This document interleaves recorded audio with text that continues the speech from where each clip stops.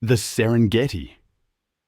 It looks like a sun-scorched ocean of grass, but it's really a chessboard of life and death, with nowhere to hide. Even the fastest land animal, the cheetah, can be outmaneuvered. And a lion's raw power, sometimes it's thwarted by the surprising resilience of a warthog. I've spent years studying ecosystems, but the Serengeti, it always pulls me back. The sheer volume of life there, the constant struggle. Here, during the dry season, most animals have sought refuge from the searing 32°C heat. But the cheetah enjoys no such privilege. Hunger simply doesn't permit it to rest. And now the predator has found what seems like the ideal ambush site. The shimmering haze can't obscure the vision of a creature capable of spotting prey from 5 kilometers away. Its target is a mere 50 meters distant, a solitary warthog. Thick paw pads and that digitigrade stance, walking on its toes, allows the cheetah to approach silently. The tall grass helps conceal its slender frame, a silent ghost amidst the blinding sunlight. The gap closes to 30 meters. The cheetah has entered its kill zone.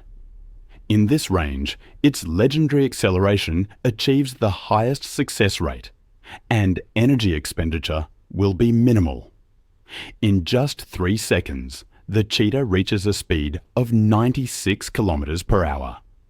Its stride extends to 7 meters, thanks to a flexible spine that coils and uncoils like a spring, allowing the hind legs to reach far forward.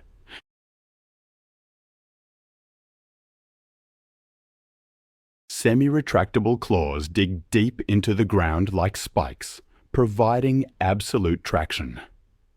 But the warthog is no easy target. Its speed is only half that of the cheetah, around 50 kilometers per hour. However, a low center of gravity allows it to corner continuously, running in a frustrating zigzag pattern. The cheetah is forced to swing its 80-centimeter long tail to maintain balance and stay glued to its prey. Then, the warthog's salvation appears: an abandoned aardvark burrow. Most predators would surrender the moment the warthog retreats into its burrow. But perhaps hunger has eclipsed the cheetah's instincts. It has won a high-stakes gamble. The greatest risk stems from the warthog's 25 to 50 centimeter long tusks. When retreating into a burrow, it rarely enters head first. Instead, they back their hindquarters in. The armored head and sharp tusks face outward, acting as a solid line of defense. At this moment, the burrow becomes an impregnable fortress. Any cheetah or lion foolish enough to stick a paw or snout into that darkness faces a penetrating gore. Many inexperienced predators have suffered torn noses or permanent blindness when attempting to breach this door of death. The warthog's upper tusks curve upwards, acting as wet stones for the lower set. Every time the mouth closes, the tusks grind against each other, creating a continuous self-sharpening mechanism. The result is a set of daggers so sharp they can slice through flesh with a mere shake of the head.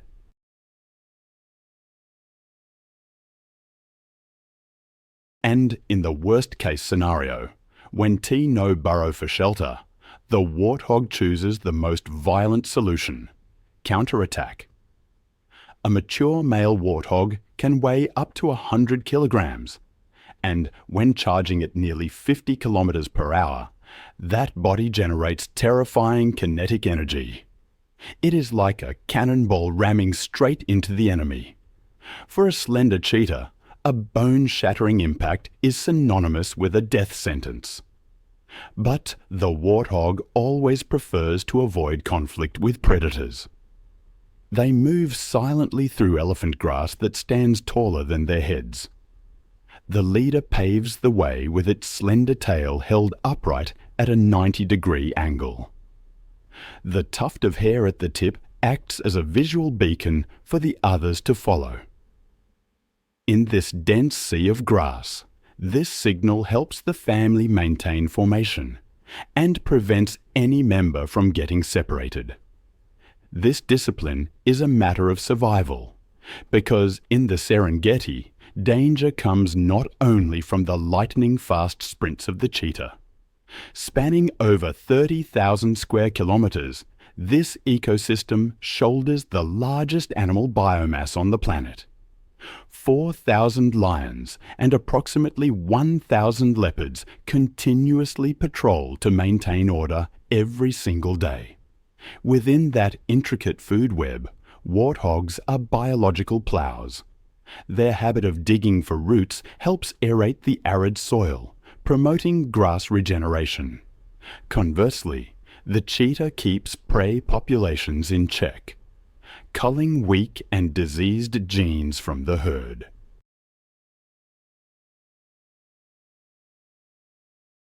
They are two silent warriors, each contributing to the ecosystem in their own unique way.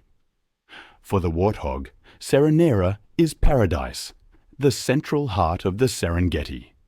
Here, vegetation remains eternally green, nourished by underground rivers flowing year-round. But this paradise comes at a steep price. Serenera is also the capital of apex predators. It is the domain of the most powerful lion prides in Africa. The lion's hunt for a warthog is a test of endurance. In theory, the lion is faster than the warthog.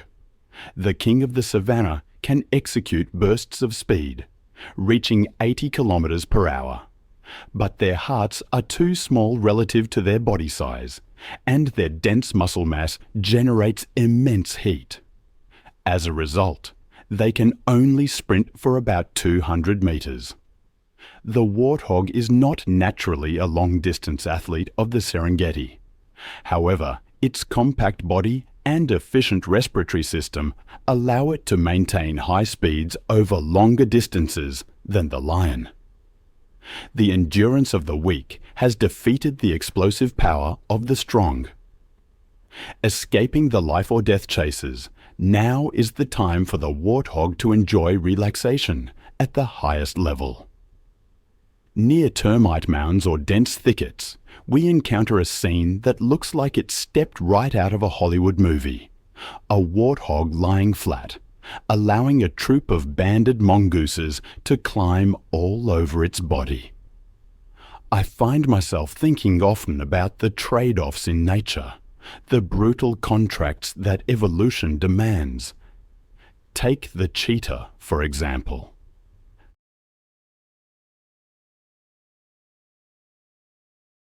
To become the fastest creature on the planet, it had to sacrifice strength for speed.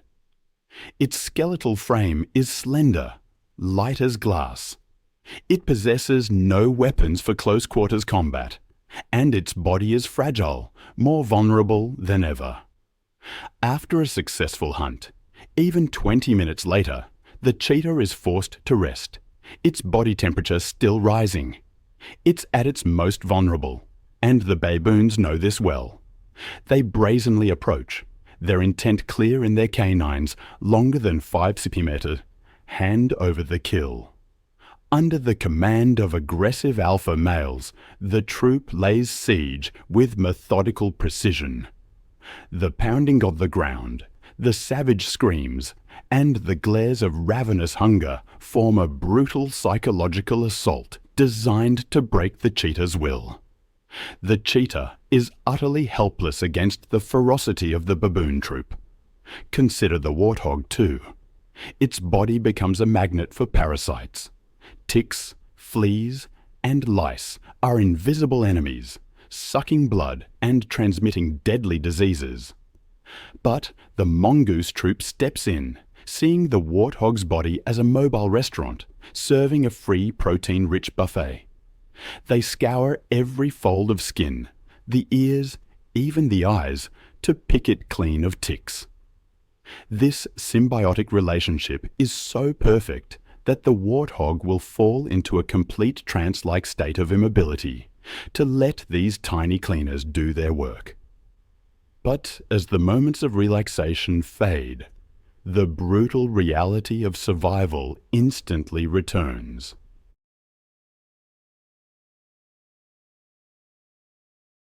In the bush not far away, the Serengeti's most silent predator lies in wait: the leopard. The warthog cannot see the danger lurking nearby. The rosette patterns on the leopard's coat break up its outline, helping it dissolve into the dance of light and shadow. Eyes 7 times sharper than a human's are locked tight onto the victim's jugular vein, and when the gap closes to less than 5 meters, violence erupts. Unlike the lithe cheetah, the leopard's body is a massive fast twitch muscle. They prioritize lightning-fast strikes to finish prey rather than engaging in long-distance chases. The hunt has ended, but the leopard's meal cannot yet begin. Like the cheetah, the leopard does not fear the warthog's earthen burrows. To them, these represent meals that require no energy to chase down.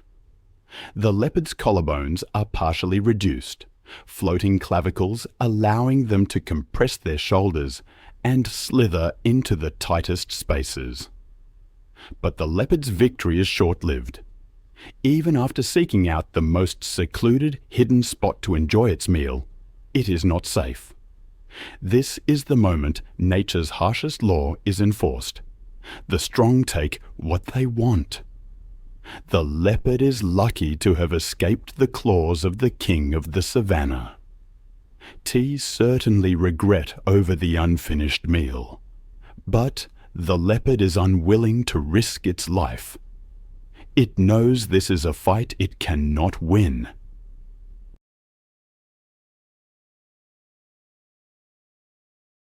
A mature male leopard weighs only about 60 to 80 kilograms, while this male lion is a biological tank weighing over 200 kilon, nearly 3 times the weight of its opponent. The lion's bite force of 650 pounds per square inch can crush a rival's skull.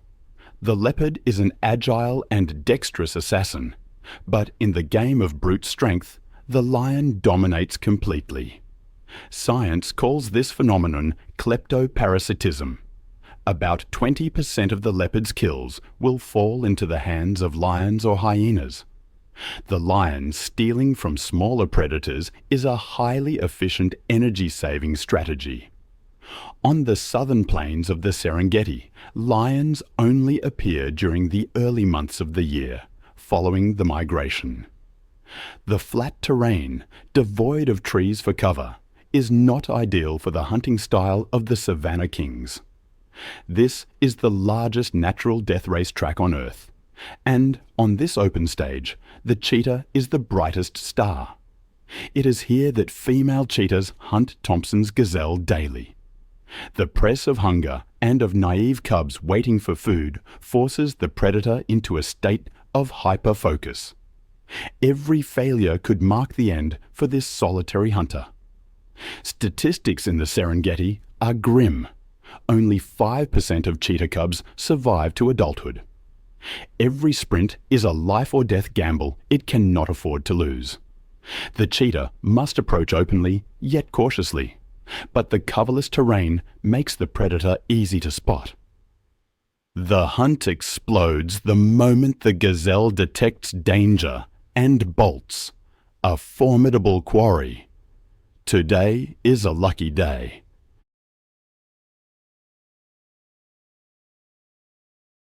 The predator and her cubs will no longer be tormented by hunger.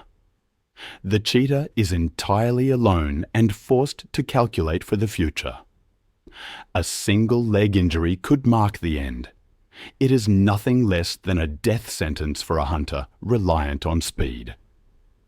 Most importantly, the cheetah remembers her cubs hidden nearby. If the baboons discover them, they will show no mercy. It is a calculated move to eliminate future competitive predators. Confronting baboons has never been a wise choice. Solitude is a fatal weakness for the female cheetah, but that is not a concern for the males. They form coalitions to hunt together and defend their kills. A cheetah coalition consists of 2 to 3 males, usually brothers from the same litter. Unity allows them to target larger and more dangerous prey. This blue wildebeest is a prime example. This is a high-risk physical gamble. An adult wildebeest weighs up to 250 kg, 5 times the weight of a single cheetah. It is a leather-armoured tank with curved horns and razor-sharp hooves, capable of crushing the skull of any attacker. The Serengeti. It's more than just the kingdom of the lion, or even the racetrack of the cheetah. It's a brutal hierarchy, a crowded space where every tiny ecological niche is claimed by a specialized lineage of assassins. These are the apex predators, the architects of population control, and they've been keeping the gears of this ecosystem turning smoothly for millions of years.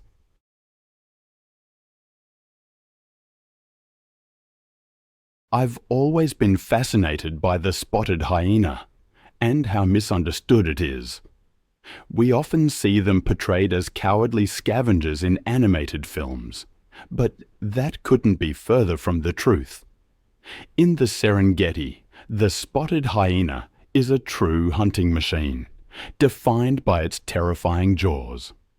Nature has equipped them with a massive dome-shaped skull, an anchor for dense blocks of jaw muscle. Because of this, their bite force can reach 1,600 pounds per square inch. That's stronger than both lions and leopards. They use conical premolars to destroy physical structures. In fact, they're the only mammal in Africa capable of crushing the long bones of buffalo or giraffe. And it doesn't stop there. Their digestive system contains high concentrations of hydrochloric acid, allowing them to break down bone, teeth, and even horn. Their meals often end with absolutely nothing left behind. It's a common misconception that hyenas are mere thieves, but long-term studies in the Serengeti have proven the opposite. Spotted hyenas hunt, securing for themselves 70 to 95% of the food they consume, unlike felines, which rely on short bursts of explosive energy. The spotted hyena possesses a massive heart, constituting nearly 1% of its body weight. This allows them to maintain a speed of 60 km per hour for distances of 5 to 10 kilometers. Their hunt becomes a grueling game of cat and mouse until the prey collapses from exhaustion.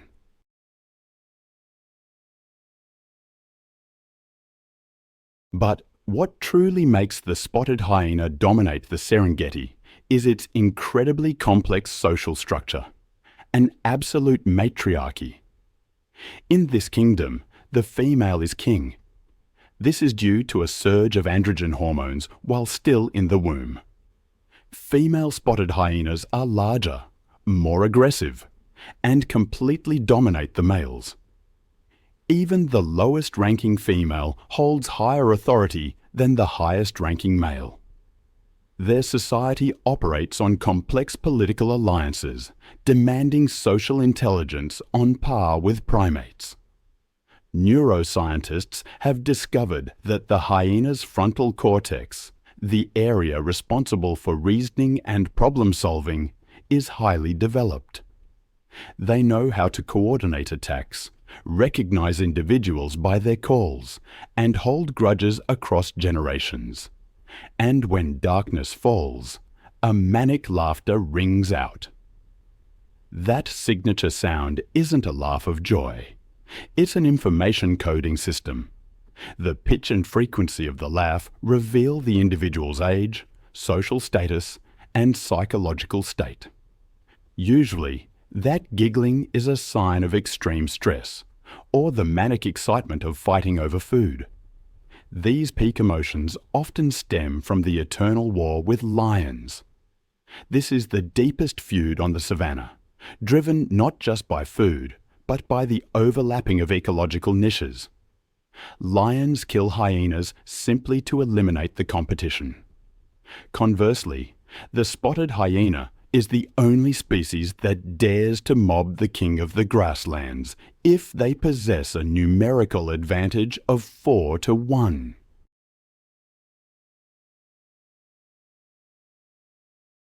A clan of hyenas is ready to rush in to steal a kill or even kill lionesses and cubs. The war between the spotted queen and the main king is a bloody scale of power. It keeps the Serengeti in a state of dramatic equilibrium. Lurking on the periphery of that war for the throne is the silent figure of the African wild dog. In the Serengeti, sighting a pack of wild dogs is a rare moment. They are large predators currently classified as endangered, wandering like exiles in their own homeland. Their scientific name, Lycaon pictus, means painted wolf. Each individual wears a unique coat of chaotic black, gold, and white patches. No two wild dogs possess the exact same pattern. But don't let that colourful, abstract art appearance deceive you. This is a disruptive camouflage design, helping them dissolve into the dappled light and shadow of the bush. They monitor their surroundings with massive, rounded ears that act as satellite dishes, receiving sound signals from afar. It's a masterpiece of evolutionary engineering. Noiseless they may be, but African wild dogs are the true assassins of the savannah. Lions hunt with a success rate of only about 25 to 30%, but the African wild dog succeeds up to 85% of the time.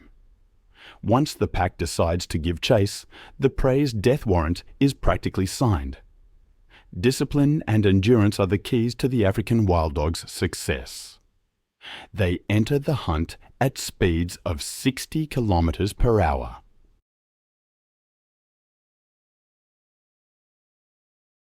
The entire formation maintains that velocity for an absurdly long time. They take turns leading.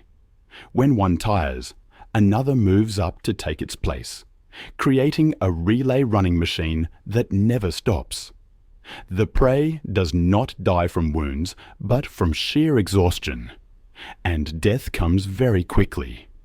African wild dogs eat with impressive speed. They take only a few minutes to consume their prey, ensuring they finish before lions can arrive to steal it. However, the brutality shown during the hunt stands in stark contrast to the incredible tenderness of their social life. Within the pack, altruism is the supreme law. After a successful hunt, the adults will bring food back to the den, where the pups, the elderly, or the injured are waiting. No fighting over food. Pups are always given priority to eat first.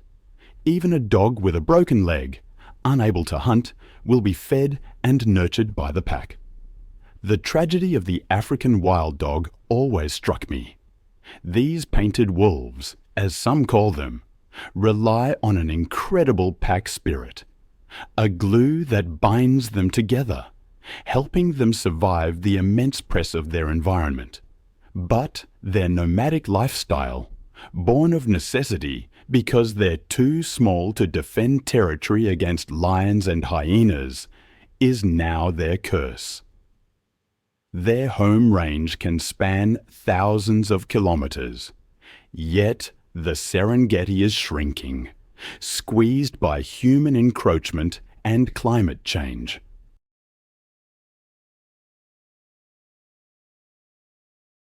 With nowhere left to run, these splendid ghosts are slowly fading, leaving an unfillable void in the wild portrait of Africa. But if you look closely into the tall grass of that vast tapestry, you'll find another tiny assassin, the serval.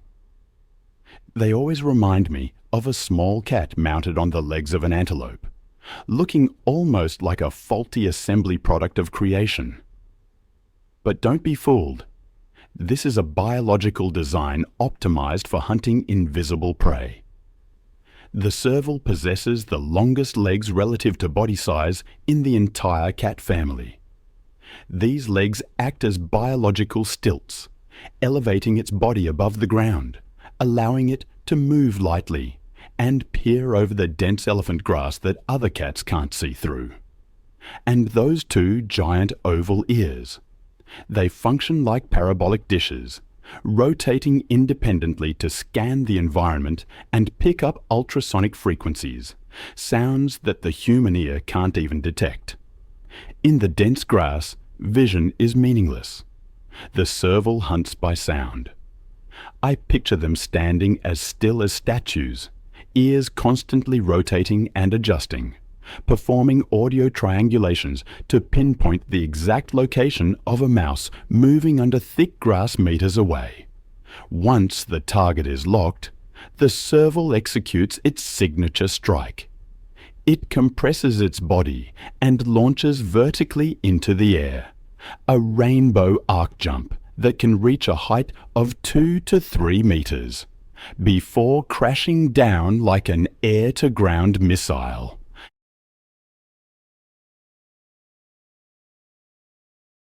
The serval throws its entire body weight onto its front paws to deliver a stun blow to the prey. The impact force is often enough to kill or knock the rodent unconscious instantly, before it even realizes what has happened. The efficiency of this hunting machine is shocking. The serval achieves a kill rate of up to 50%. For every 2 attempts, one creature loses its life.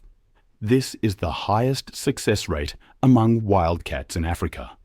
However, competitive prise in the Serengeti has forced the serval to alter its behavior spectacularly. By instinct, cats are nocturnal, but here the night belongs to brutal prides of lions and clans of hyenas. To avoid running into these bullies, the serval has shifted its biological clock to become a diurnal predator. They hunt while the lions sleep, exploiting a time slot to monopolize the food source. And that food source plays a vital role in the health of the savanna. Each serval consumes thousands of mice and rodents every year. Without this pest control squad, the rodent population would explode, devastating grass roots and seeds. The Serengeti would risk losing the green in its ecological portrait. In a world of giants, small creatures like the serval need one of 2 things to survive: invisible speed or insane recklessness. The black-backed jackal chooses the second option. Don't let their modest size deceive you. These are not passive scavengers waiting on the sidelines of the feast.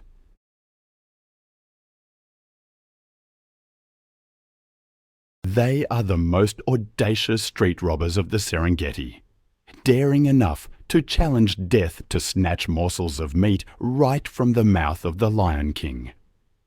This behavior is known as active kleptoparasitism. When a pride of lions is tearing into a kill, the black-backed jackal does not flee. On the contrary, they rush in with terrifying aggression. This is a display of cold calculation and nerves of steel. They operate in pairs or small groups, using a methodical diversionary tactic. One will run around barking loudly, even nipping at the lion's tail or hind legs to draw attention. When the lion turns to growl in fury, the second jackal flashes in like lightning, grabs a chunk of meat, and vanishes into the bush. It's a dance with death that the black-backed jackal has memorized every step of. The distance between a full belly and a neck-snapping slap from a lion is measured in millimeters. But the black-backed jackal rarely loses. They are too fast, too agile, and understand the psychology of their larger predators too well. However, the aggression on the battlefield hides a model family life that is rare in the animal kingdom. Black-backed jackals are faithful romantics. They practice lifelong monogamy. A couple will defend territory together, hunt together, and grow old together.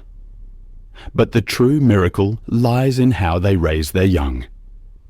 The black-backed jackal applies the helpers at the den strategy.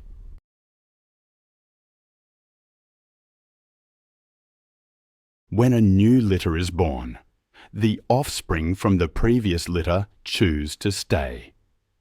They accept the sacrifice of their own breeding opportunities for a year to help their parents raise their younger siblings. This is a genetic investment strategy.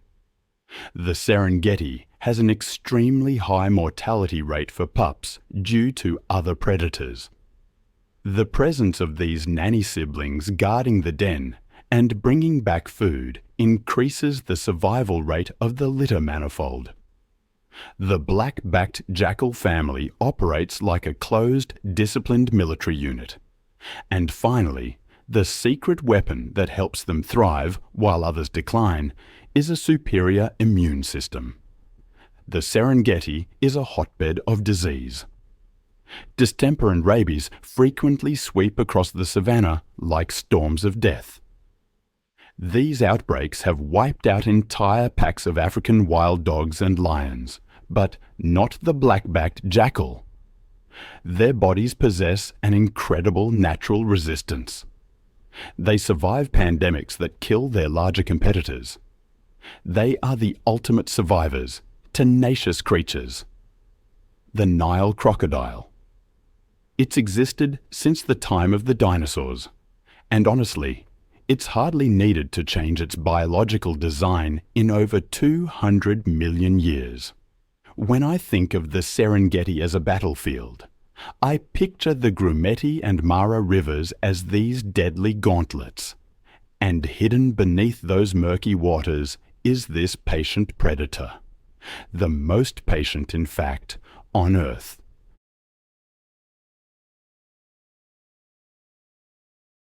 When the dry season arrives and the rivers start to recede, the Nile crocodile withdraws, slowing its heart rate to almost nothing. It can hold its breath underwater for up to 2 hours when active, and up to 8 while resting, transforming into what looks like an inanimate log, just waiting. Waiting for the biggest event of the year, the Great Migration, when millions of wildebeest and zebras are forced to cross the river. That's when the Nile crocodile strikes. Its snap is a masterpiece of hydraulics. Those jaws generate a bite force of up to 5,000 pounds per square inch. To put that in perspective, that's 5 times stronger than a hyena and 8 times stronger than a lion. It's like dropping a small truck onto its prey, and once those conical teeth lock tight, nothing escapes. But here's the thing, crocodile teeth can't cut or chew, so they have to tear flesh using pure physics. That's where the death roll comes in. The crocodile clamps down on its prey and rolls its body along its longitudinal axis at dizzying speeds. It's a horrifying spectacle, but it's the only effective feeding method for them. After swallowing massive chunks of meat, the Nile crocodile activates another secret weapon, a superacid digestive system. Their stomachs secrete acid with a record low pH, strong enough to dissolve not just meat, but bone, horn, hooves, and even steel. This allows them to absorb 100% of the nutrients from their prey, which helps them survive for months without food.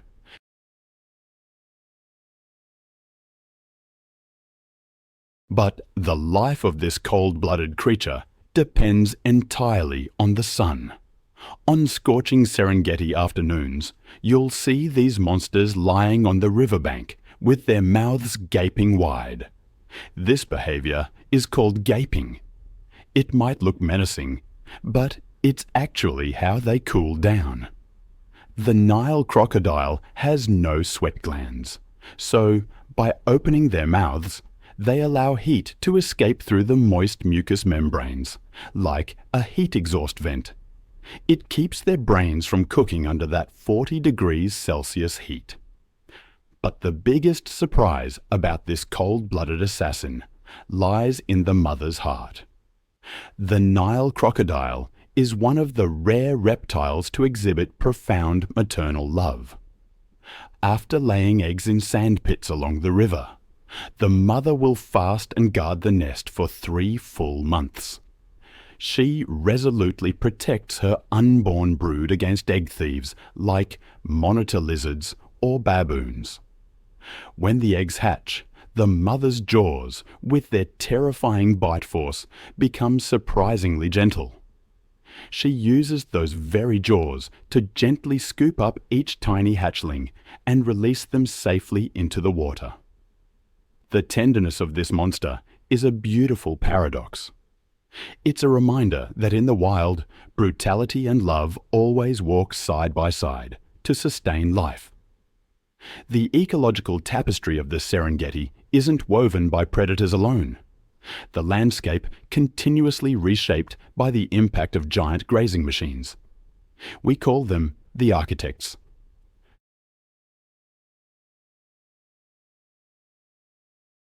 Without them, the Serengeti ecosystem as we know it would collapse, vanishing beneath impenetrable thorny thickets. One of these architects is the African bush elephant. They survive in the Serengeti without the need for fangs or claws. Standing 4 meters tall and weighing up to 6 tons, they are massive, living walls. Even the fiercest predators must tread carefully before such a colossal stature.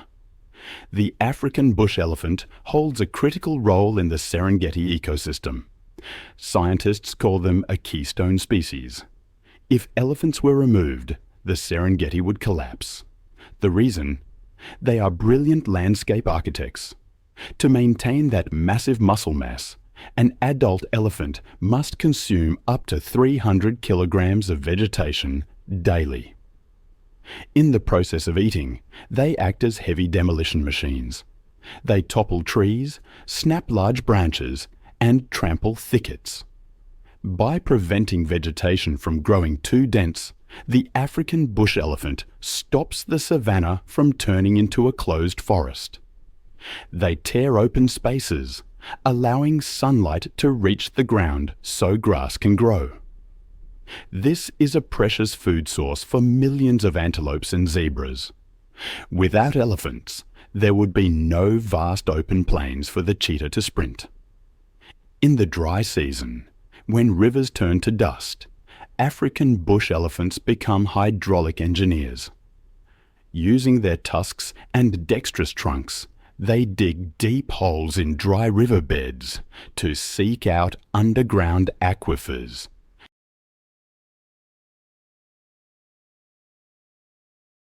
These elephant wells are the only lifeline for the entire animal community.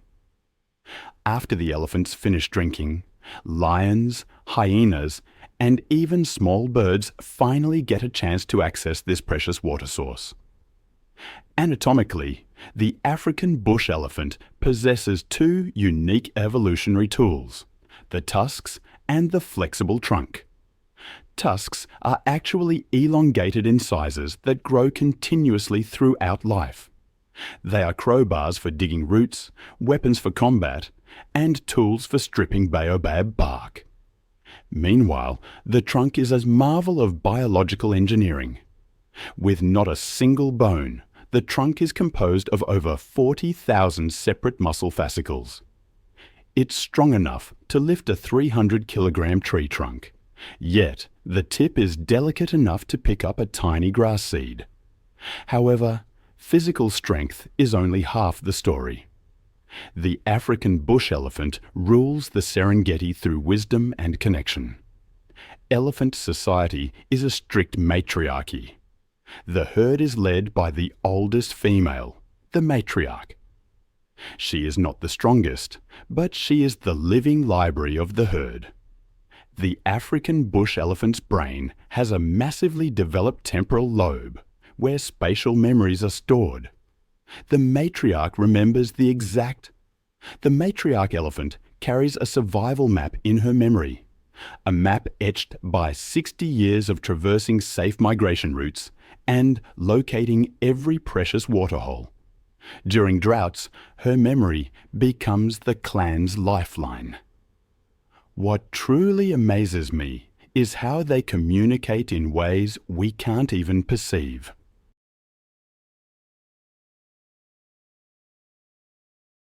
African bush elephants use infrasound, sounds with ultra-low frequencies below 20 Hz. These sound waves can travel for dozens of kilometers, penetrating forests and hilly terrain. Even more remarkably, they hear with their feet, feeling seismic vibrations through the fatty pads beneath. A herd can detect the footsteps of another herd, or sense danger from 10 kilometers away. It's an underground internet of sorts, and it goes deeper. The African bush elephant possesses an emotional life as complex as our own. They know grief.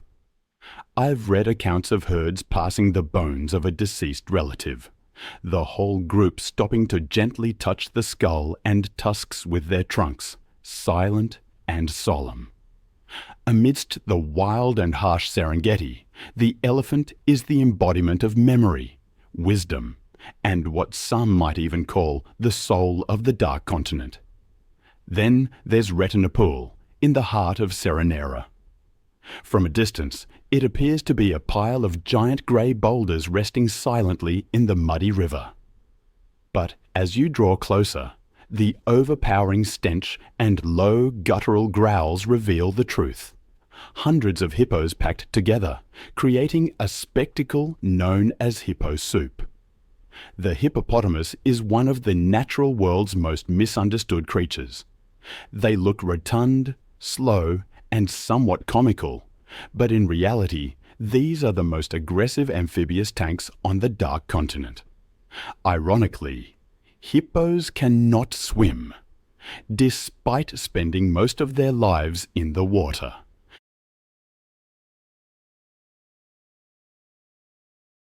Their bodies are too dense to float. Their bones are solid, causing them to sink immediately. Instead of swimming like fish, they gallop along the riverbed, moving like astronauts in a low-gravity environment, using the water's buoyancy to execute graceful bounds despite weighing 1.5 to 3 tons. Their dependence on water stems from their extremely sensitive skin.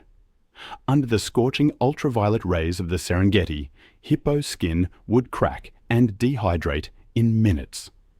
To cope, nature has equipped them with a unique natural sunscreen. If you observe closely, you will see red, blood-like droplets oozing from their skin. This is blood sweat, a mucus secretion containing 2 types of acidic pigments, including hyposudoric acid.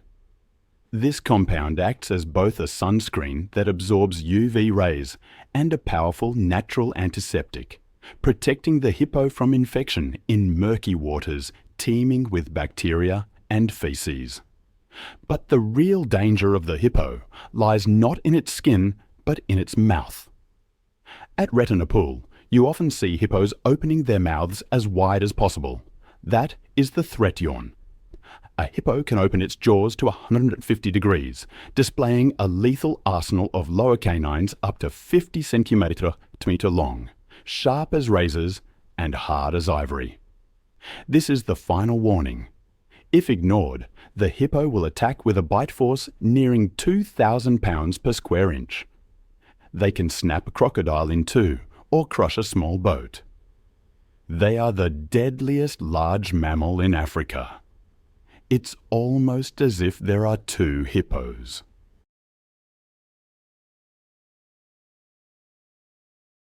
The hippo of the day, and the hippo of the night seem to be two different creatures.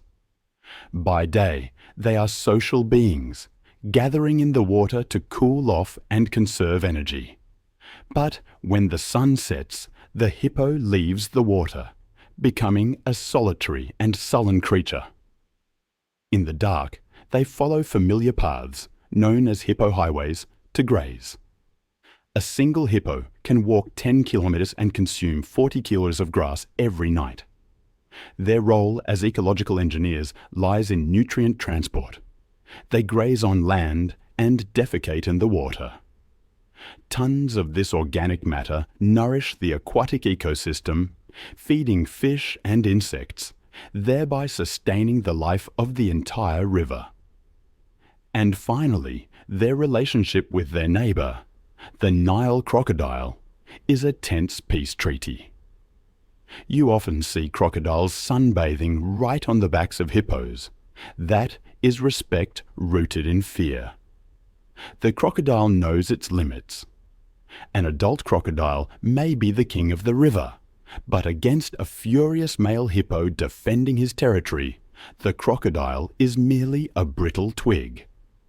In these waters, size and madness are the law, and the hippo is the supreme judge. If the Serengeti is a colossal living organism, then the wildebeest is the hot blood flowing ceaselessly through its veins. They are the heartbeat that shapes the rhythm of the entire ecosystem. With an overwhelming population of up to 1.5 million individuals, wildebeest constitute the largest animal biomass on the savanna.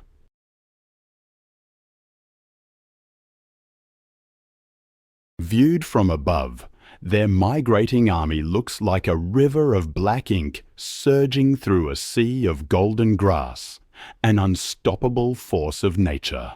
Their first and most crucial role is that of biological lawn mowers. Wildebeest possess broad muzzles, specially designed to graze on the short, nutritious young grass close to the ground. Every day, this army consumes over 4,000 tons of grass. This large-scale grazing stimulates the grass to grow back faster and stronger. Simultaneously, they deposit about 500 tons of dung daily, a massive amount of fertilizer that helps regenerate nutrients for the arid soil. Without the wildebeest, the Serengeti grasslands would become overgrown, dry out, and become prone to fires, shattering the food chain at its roots. But the true miracle of this odd-looking creature lies in its swarm intelligence. The wildebeest has no leader. No alpha gives the orders. Instead, they operate as a superorganism. Every movement decision is based on crowd consensus and the instinct to seek rain. They are capable of smelling moisture and phosphorus in young grass from 50 kilometers away. When one starts running toward the rain, millions follow. This chaotic movement is, in reality, a perfect survival algorithm. In a crowd of millions, the probability of an individual being eaten by a lion drops to the absolute minimum. It's a mathematical miracle, really.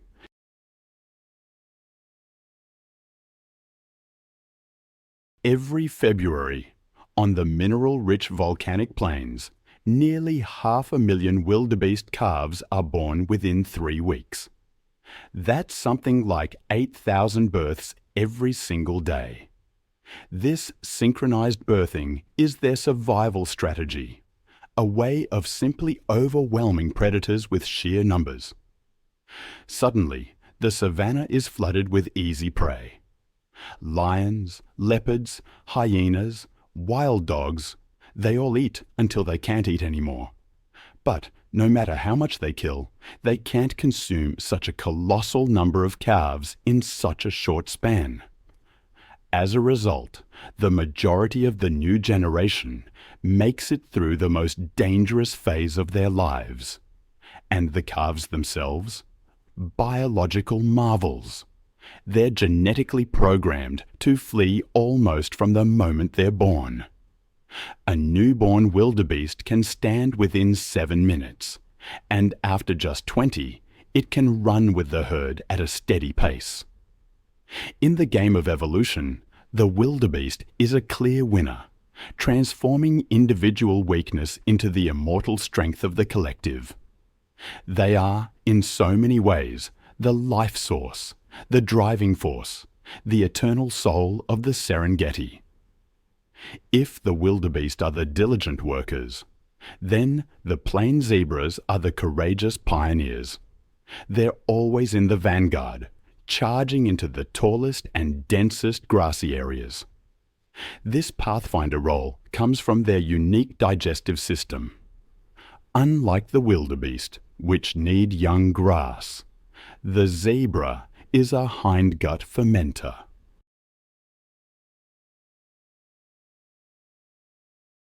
Their stomachs are designed to process old, tough, and nutrient-poor grasses. They eat the rough, straw-like tops, clearing the surface layer to reveal the tender green shoots beneath. But perhaps their most striking feature is their black and white striped coat, which remains one of evolution's greatest mysteries. These stripes create a motion dazzle effect. When thousands of zebras move together, the stripes blend, creating a chaotic optical illusion. For a lion, a predator that relies on locking onto a single individual, this scene is like looking at a static-filled TV screen. They can't distinguish head from tail, or where one animal ends and the next begins. The latest research from just this year reinforces the hypothesis that zebra stripes are a shield against tsetse flies and blood-sucking horseflies. The light-reflecting structure of the stripes disrupts the insect's navigation systems, making it difficult for them to land. In an ecosystem rife with pathogens, it's the most advanced biological hazmat suit I can imagine. Beneath that uniform exterior lies a tight and disciplined social structure. Plain zebras don't live in a disorganized mob. They live in harems, consisting of a dominant male, several females, and their foals. When pursued by lions, the male often runs at the rear or breaks away to distract the enemy so his family can escape. And their weapon? The legendary rear kick.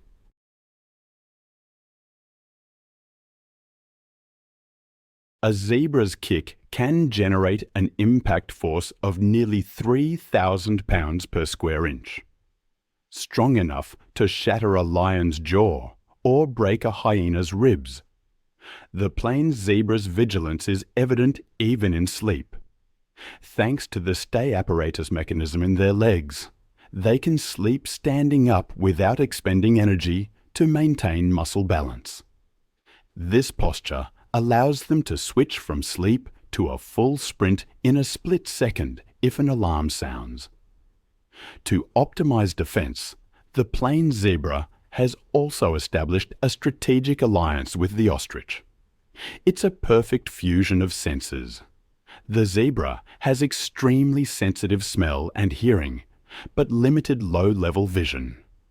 Conversely, the ostrich has large, keen eyes and a height advantage, acting as a mobile observation tower, but a poor sense of smell. When together, they form a comprehensive early warning radar system. If the ostrich starts running, the zebra follows without asking questions. If the zebra stops to sniff the wind and looks anxious, the ostrich immediately goes on high alert. This interspecies cooperation makes them the toughest targets for any predator seeking the element of surprise. In the Moru Kopjes area, where ancient granite boulders rise like fortresses amidst a sea of grass, hides a living relic from the prehistoric era, a creature designed to endure, to fight, and to destroy. I'm speaking of the black rhinoceros, though a more accurate name, describing its true biological function, would be the hooked lip rhinoceros.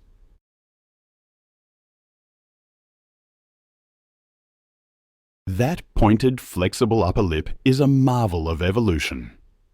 It acts like a prehensile finger, allowing the black rhinoceros to perform surgical operations on thorny bushes. Their favourite food is the whistling thorn, a plant armed with 7-centimetre long thorns, hard as steel and sharp as hypodermic needles. Any other animal touching them would suffer a shredded mouth, but not the black rhinoceros. With lip skin as thick as rubber and precise muscle control, they deftly weave through the thorns. The goal is the nutritious young leaves. Sometimes they simply crush the thorns with their powerful grinding jaws. However, the most famous characteristic of the black rhinoceros is its legendary short temper. This is the most solitary, suspicious, and easily provoked animal in the Serengeti. A mature black rhinoceros weighs about 1.4 tons. It's a block of armoured muscle. When it feels threatened, it doesn't run away. It seeks to eliminate the threat. From a standstill, this 1.4-ton tank can accelerate to 55 kilometers per hour. The kinetic energy it generates in a charge is equivalent to a small truck hitting a wall at high speed. Lions or buffalo standing in its path will be tossed aside or punctured by the front horn, made of solid keratin. This aggressive nature stems from the black rhinoceros's eyes. Their vision is only effective within 30 meters. To them, the visual world is a collection of blurry, threatening shapes.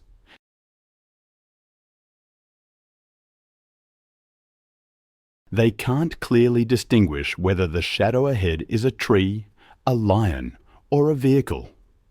Therefore, they often launch a preemptive strike. Aggression is, in reality, a defense mechanism born of fear. To compensate for poor eyesight, the black rhinoceros's hearing and smell are incredibly acute. The black rhinoceros sees the world through smell. It's a thought that stayed with me long after I first encountered it. They mark their territory with dung middens and urine, constructing a complex olfactory map of borders, rivals, and potential mates. In the Serengeti's Moru Kopjes, the rugged, rocky terrain offers cover and water, helping them stay out of sight of poachers. These rhinos, a symbol of ancient tenacity, remind us that this land has no room for weakness. But if you want to talk about embodying pure rage, look to the African buffalo. Professional hunters call them the Black Death or the Widowmaker. Their defining weapon is a massive set of horns, curved like two hooks. But the most terrifying feature lies at the base of those horns, the boss. In mature males, the horn bases grow and fuse right on top of the head, forming a solid bone shield up to 30 centimeters thick. Imagine a natural helmet so hard it can deflect a close-range rifle bullet, or a full-force slap from a lion, without so much as a scratch. When they attack, they use that boss like a sledgehammer to fracture the opponent's ribs. Then the sharp tips of the horns hook and toss their enemy into the air.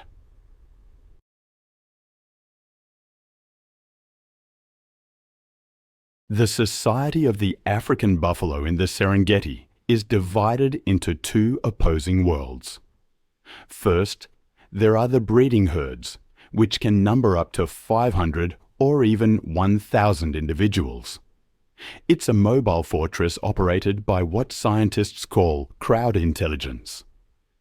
They've discovered that when resting, adult females will lie facing the direction they want to go next. The direction receiving the most votes becomes the herd's path. This consensus helps them find the best pastures and safest water sources with astonishing accuracy. Then there are the outcasts, the dagger boys. These are old males, past their prime, defeated and expelled from the herd by younger rivals. No longer protected by the herd, they cluster in small groups of 3 or 4, wallowing in mud to cool off and treat parasites. But don't underestimate them. Dagger boys are the most dangerous individuals. They are ready to launch a preemptive strike against anything invading their personal space, be it a lion or a human. But the African buffalo's ferocity is clearest in their mobbing tactics. They are the only herbivores in Africa that actively hunt down predators. When they hear the distress call of a calf caught by a lion, the herd does not flee. They return to counterattack.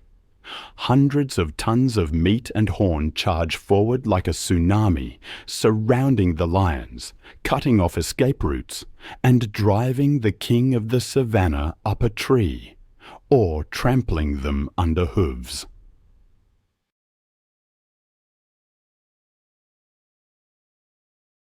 In the Serengeti, lions kill buffalo for food, but buffalo kill lions out of hatred.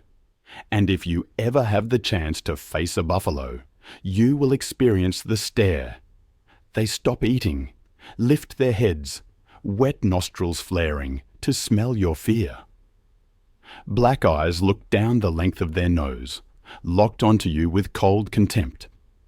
They are calculating distance, assessing the threat, and weighing whether to turn you into part of the Serengeti dust. In that moment, you understand why no animal, including humans, wants to mess with the Black Death. Then there's the Maasai giraffe, towering at a height of 5.5 meters, equivalent to a 2-story building. They are the tallest animal on the planet, the living watchtowers of the Serengeti. They are distinguished by dark brown spots with jagged edges, resembling grape or oak leaves, a pattern distinctly different from the neat polygonal patches of their northern brother, the reticulated giraffe. The Maasai giraffe's greatest physical challenge is pumping blood to a brain located 2.5 meters vertically above the heart. To achieve this, their heart is a supercharged engine, weighing up to 11 kilograms, with ventricular walls 8 centimeters thick. It must generate blood pressure 2.5 times higher than that of a human. However, when the Maasai giraffe lowers its head to drink, gravity-driven blood press rushing to the brain is strong enough to burst blood vessels.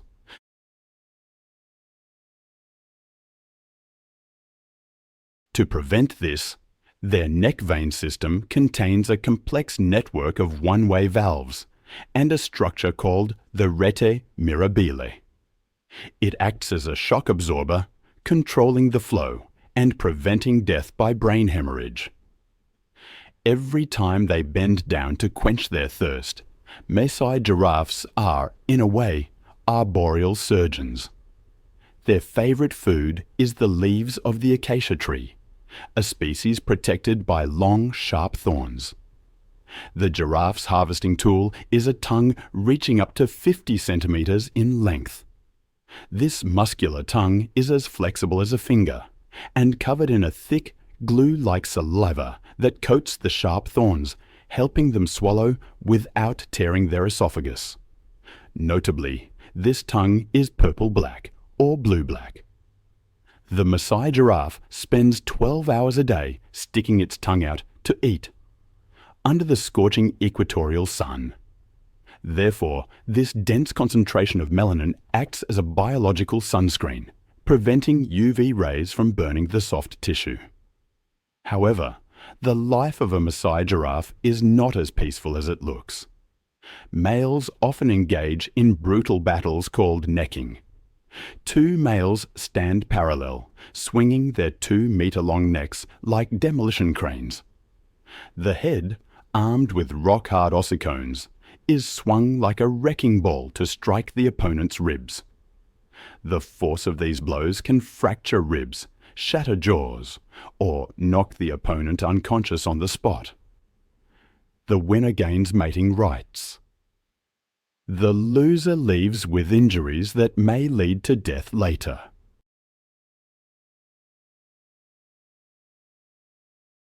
And even the birth of a Maasai giraffe begins with a traumatic shock. The mother gives birth in a standing position, which means the calf's very first moment in the... Imagine a 2-meter drop onto hard ground. That's how a giraffe calf enters the world in the Serengeti. It seems cruel, but that initial shock is essential. The fall tears the amniotic sac, severs the umbilical cord, and forces the lungs to take their first vital breath. Within 30 minutes, that calf needs to be on its feet and running. Otherwise, it's a quick meal for the lions or hyenas that are always lurking. It's a brutal beginning, but necessary for survival. From the scattered rocky outcrops around the Mopani woodlands, a sound rings out, loud and decisive, breaking the silence of the early morning. It's the call of the Cape baboon, one of the largest, smartest, and most socially organized primates in southern Africa. They start their day with confidence and commotion, as if this land is their well-known domain, where every step has already been mapped out in their minds. In the Luangwa Valley, chacma baboons are commonly found around rocky highlands, forest edges, and buffer zones near the river. Adult males can weigh up to 40 kilograms and measure over 1.2 meters in length, nearly 3 times the average weight of a female.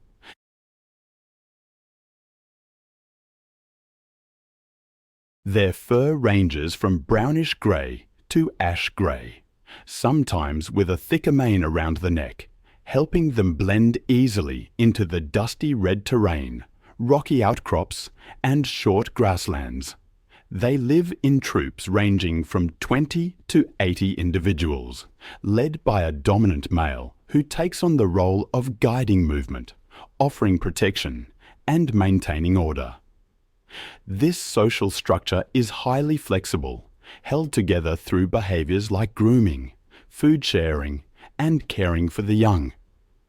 These strong social bonds not only help the troop stay united when faced with predators, but also foster a community with a remarkable capacity for learning and adaptation. As true omnivores, chacma baboons consume nearly anything digestible in their environment, from grasses, roots, fruits, and tender leaves, to seeds, insects, bird eggs, and small animals like lizards, mice, and nestlings. Their flexibility in food choices is one of the key factors that allows them to thrive across a wide range of habitats, from open woodlands to semi-deserts, and even mountainous regions. In central Luangwa, they often track the seasonal changes of available resources, especially fruiting trees along the Luangwa River, or near wetlands during the rainy season. When the dry season arrives, baboon troops retreat to higher ground areas with clear vantage points and rugged terrain that help them steer clear of predators like leopards.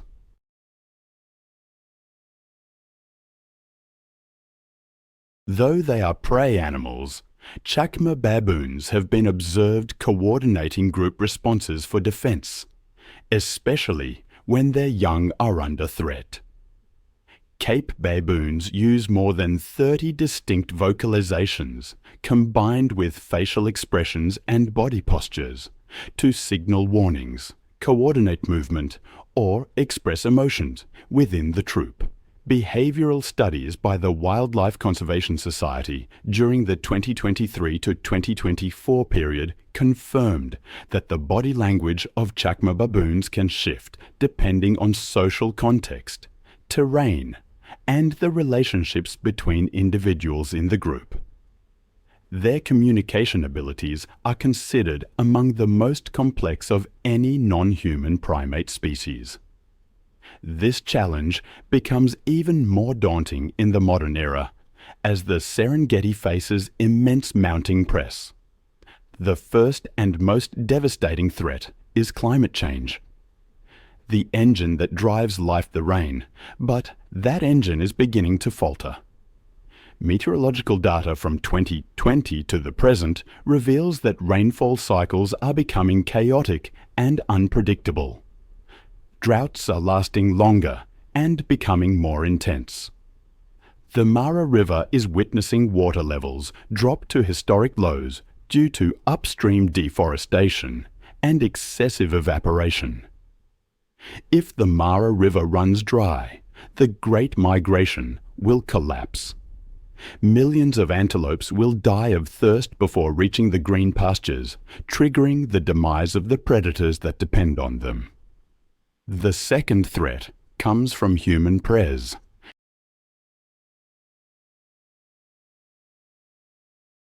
Populations in the buffer zones surrounding the Serengeti have quadrupled in just a few decades. The encroachment of agriculture and livestock grazing is choking off ancient migration corridors. Human-wildlife conflict is reaching a boiling point, and, in the shadows, another silent war is being waged: snare poaching. With no noisy gunfire, poachers use thousands of wire snares fashioned from motorcycle brake cables. These are invisible assassins. According to reports from the Frankfurt Zoological Society, patrol teams remove thousands of these traps every year. These snares do not discriminate.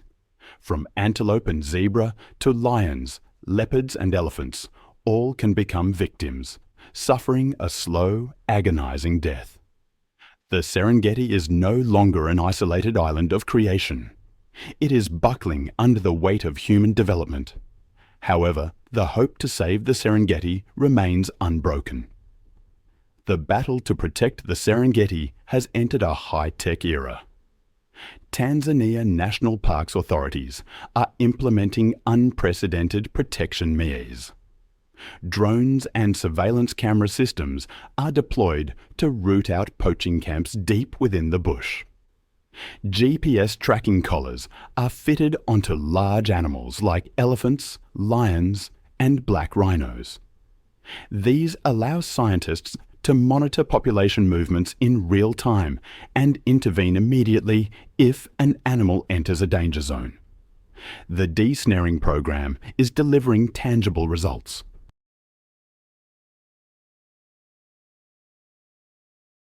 Thanks to international cooperation, specialized anti-snaring teams successfully rescue hundreds of animals each year, returning them to the wild.